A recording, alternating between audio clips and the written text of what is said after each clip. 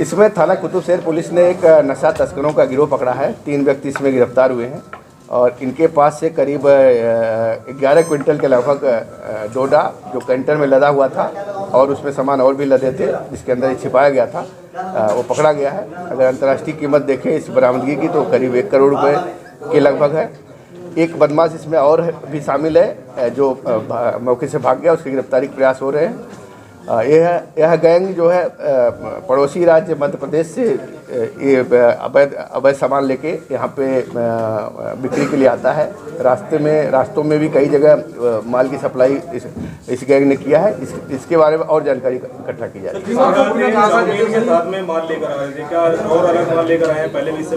इससे पहले भी कई खेप ला चुके हैं और एक बार के जो इनका ट्रांसपोर्टेशन होता है उसमें करीब 7 से 8 लाख रुपए जो है का ये माल लाते हैं और विक्रय करते हैं। फिर इसके बाद दोबारा जाते हैं, वहाँ से फिर लोड करके लाते हैं। ये कैंटर में लाते हैं और कैंटर के ऊपर के अंदर इसको छिपा लेते हैं, उसके ऊपर कोई और खाद्य सामग्री या अन्य वस्तुएं रख लेते हैं।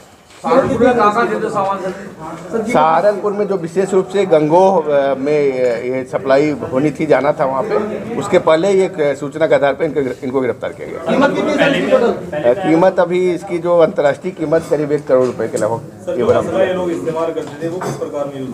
ये असलाह अपना रखते हैं कि कहीं कोई भी आवश्यकता हुई तो उसका असले के इस्तेमाल के लिए भी, अपनी सुरक्षा के लिए भी, अपने को बचाने के लिए भी अपने पास असलाह भी रखते थे, वो भी इनसे बरामद हुआ है।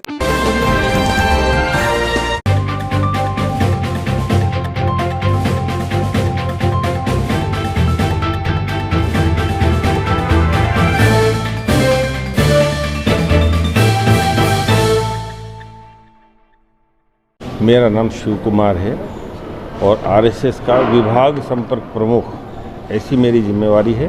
आज क्या कार्यक्रम किया? आज का जो कार्यक्रम है ये हमारा अमृत वर्ष का कार्यक्रम है, अमृत महोत्सव का कार्यक्रम है। पीछे बैनर लगा हुआ है। चूँकि ये हमारी आज़ादी का 75वां साल है, तो इस 75वें साल में हम लोग 75वें साल को अमृत महोत्सव के रूप में मनाते हैं। उसी सिलसिले में ये कार्यक्रम हो रहे हैं और ये तय हुआ है कि सभी संस्थाएं, शैक्षिक संस्थाओं में खास तौर से इस तरह के कार्यक्रम विद्यार्थियों के बीच में जाकर के किए जाएं और देश की आज़ादी का जो समय था उसको याद करना। देश की आज़ादी प्राप्त करने के लिए बहुत सारे लोगों के जो बलिदान हुए, उन बहुत सारे लोगों के प्रति अपनी श्रद्धांजलि व्यक्त करना, ये इस कार्यक्रम का उद्देश्य है। जागरूकता समाज में फैले, देश और समाज के प्रति जिम्मेवार बने हमारा नौजवान, इसी उद्देश्य को लेकर के ये कार्यक्रम हम लोग कर रहे हैं।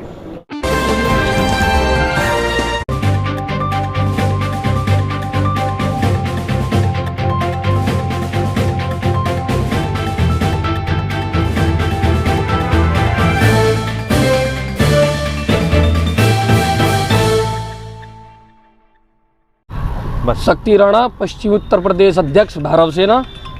इस विषय में आज हम मिलने आए हैं। आज हम जो विधर्मियों द्वारा लव जिहाद, गौहत्या और हमारे युवा पीढ़ी को नशे की ओर धकेलने का कार्य किया जा रहा है, उसके विषय में एसएसपी साहब को ज्ञापन देने के लिए आए थे। और भैरव सेना ने निर्णय लिया है कि प्रशासन के साथ में मिलकर जो ये गौहत्या, लव जिहाद व हमारी जो युवा पीढ़ी है उसको नशे की ओर धकेलने का कार्य कर रहे हैं, जिससे हमारे समाज को बहुत नुकसान हो रहा है। हम प्रशासन के साथ में मिलकर इन्हें कानूनी रूप से दंड दिलाने का कार्य करेंगे। एसएसपी साहब ने क्या आश्वासन दिया? एसएसपी साहब ने ज्ञापन लेकर आश्वासन दिया है कि उचित आश्वासन दिया है, हम उससे संतुष्ट हैं। एक थाना मंडी में ऐसा ही है राजकुमार गौतम, जो बार बार मुझ पे, मेरे गुरु पे भी दबाव बना रहे हैं कि इनको यहाँ से भेज दिया जाए, हरिद्वार भेज दिया जाए, किसी और आश्रम में भेज दिया जाए, यहाँ ना रहे शहर में। क्यों? ऐसा क्यों? मुझे लगता है कि वो ऐसा ही, या तो किसी षड्यंत्र का शिकार है, वो किसी से मिल चुका है। क्योंकि आपको पता है अभी थोड़े दिनों पहले एक फर्जी साध्वी सविता जमुना दास के खिलाफ भी मैंने रिपोर्ट लिखवाई थी। वो जांच में गए, पता नहीं उन लोगों की क्या बात हुई है। मेरा प्रशासन से और माननीय आदित्य योगीनाथ जी से विशेष अनुरोध है कि इस व्यक्ति को, जो राजकुमार गौतम है, ऐसा ही है थाना मंडी के, इनको तुरंत प्रभाव से निलंबित किया जाए और इनका कहीं और स्थानांतरण किया जाए। मौलाना कलीम के खिलाफ आपकी गवाही कब है?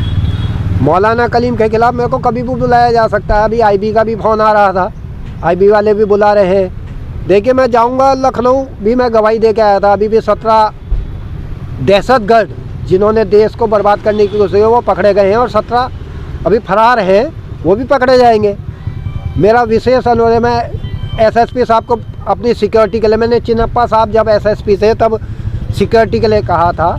अभी एसएसपी साहब कह रहे हैं LIU से जांच होगी। ATS कोर्ट से कोई नोटिस वगैरह आया आपके पास? आप ATS के सरकारी गवाह हैं। ATS से अभी कोई नोटिस नहीं आया, लेकिन ATS के जो IG हैं गोस्वामी साहब, उन्होंने मुझसे कहा था कि आप जाके एसएसपी साहब से मिलिए, आपको सिक्योरिटी मुहैया करा जाएगी। आप लोगों को पता है भाई, लोगों को भी और शासन प्रशासन को भी अवगत होना चाहिए कि मेरे पीछे जो क्षेत्र है वो खाता खेड़ी मिनी पाकिस्तान के नाम से जाना जाता है और सामने कब्रिस्तान है, वहाँ से लोग हो हल्ला मचाते हैं। मैं यूँ सोच रहा हूँ कि शासन और प्रशासन यूँ सोचा है कि जब मैं मारा ही जाऊँगा उसके बाद उस सिक्योरिटी का मैं करूँगा क्या।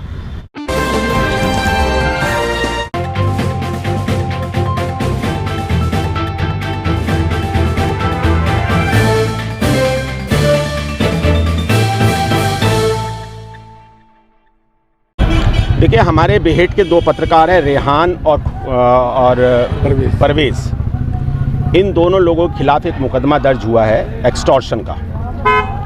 उसमें जो हमारी बेहेट इकाई है उसके अध्यक्ष हैं जयदी जी, उन्होंने हमारे संगठन को यहाँ पर भी और प्रदेश स्तर पर ये अवगत कराया था कि ये जो FIR है इसमें कुछ धाराएं एक्स्ट्रा बढ़ा दी है। जैसे अपहरण की धारा जो है वो एक्स्ट्रा बढ़ा दी है, जबकि अपहरण की जैसी कोई चीज़ नहीं हुई है। हम किसी पत्रकार को जो इलीगल टैक्टिक्स में इन्वॉल्व है उसको बचाना नहीं चाहते, लेकिन हम ये चाहते हैं कि जितना अपराध है उतनी ही सज़ा मिलनी चाहिए।